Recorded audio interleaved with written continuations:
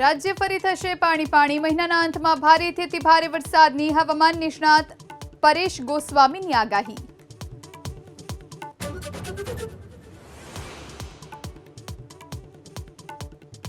સૌરાષ્ટ્ર બાદ હવે દક્ષિણ ગુજરાતનો દરિયો સ્મગલર્સના નિશાને। સુરતના હજીરામાંથી 1 કરોડની કિંમતના મળ્યા ચરસના પેકેટ, તો વલસાડના ડુંગરી દરિયાકાંઠેથી મળ્યા 21 પેકેટ।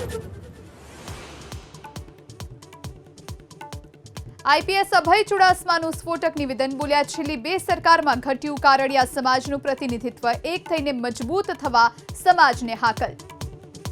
આજ દિન સુધી કદી એવું નથી બન્યું કે કોઈ પણ સરકારમાં આપણા એક મિનિસ્ટર ના હોય, પણ બની રહ્યું છે।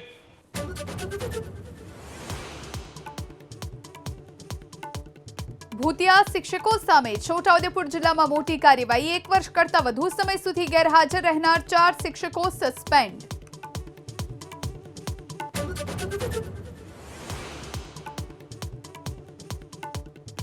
LRD ભરતીમાં ગેરરીતિ આચરનાર 37 ઉમેદવારો સામે કાર્યવાહી। 3 વર્ષ સુધી સરકારી ભરતીની નહીં આપી શકે પરીક્ષા।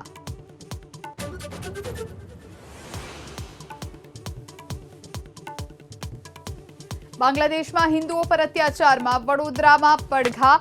હિન્દુ જાગરણ મંચે યોજી વિશાળ રેલી, હિન્દુઓને રક્ષણ આપવા ભારત સરકારના હસ્તક્ષેપની માંગ।